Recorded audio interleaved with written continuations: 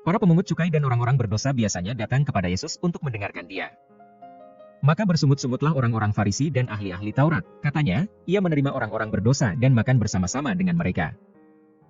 Lalu ia mengatakan perumpamaan ini kepada mereka. Yesus berkata lagi, ada seorang mempunyai 2 anak laki-laki.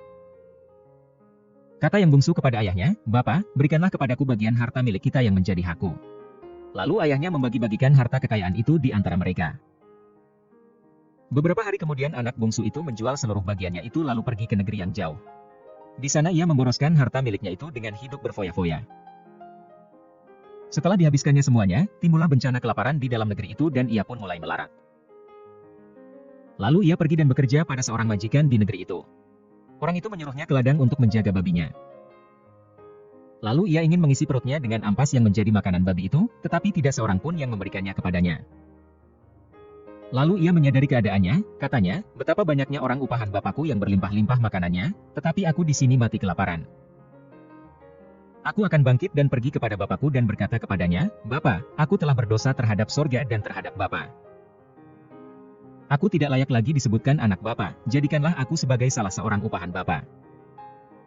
Maka bangkitlah ia dan pergi kepada bapaknya. Ketika ia masih jauh, ayahnya telah melihatnya, lalu tergeraklah hatinya oleh belas kasihan. Ayahnya itu berlari mendapatkan dia lalu merangkul dan mencium dia. Kata anak itu kepadanya, Bapa, aku telah berdosa terhadap sorga dan terhadap Bapa, aku tidak layak lagi disebutkan anak Bapa. Tetapi ayah itu berkata kepada hamba-hambanya, lekaslah bawa kemari jubah yang terbaik, pakaikanlah itu kepadanya dan kenakanlah cincin pada jarinya dan sepatu pada kakinya. Dan ambillah anak lembu tambun itu, sembelihlah dia dan marilah kita makan dan bersukacita. Sebab anakku ini telah mati dan menjadi hidup kembali, ia telah hilang dan didapat kembali. Maka mulailah mereka bersukaria. Tetapi anaknya yang sulung berada di ladang dan ketika ia pulang dan dekat ke rumah, ia mendengar bunyi seruling dan nyanyian tari-tarian. Lalu ia memanggil salah seorang hamba dan bertanya kepadanya apa arti semuanya itu.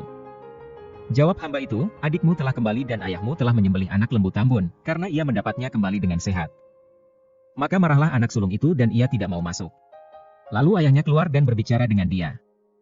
Tetapi ia menjawab ayahnya, katanya, telah bertahun-tahun aku melayani Bapa dan belum pernah aku melanggar perintah Bapa, tetapi kepadaku belum pernah Bapa memberikan seekor anak kambing untuk bersukacita dengan sahabat-sahabatku.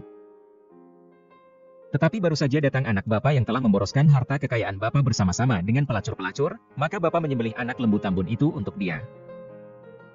Kata ayahnya kepadanya, anakku, engkau selalu bersama-sama dengan aku, dan segala kepunyaanku adalah kepunyaanmu. Kita patut bersukacita dan bergembira karena adikmu telah mati dan menjadi hidup kembali, ia telah hilang dan didapat kembali.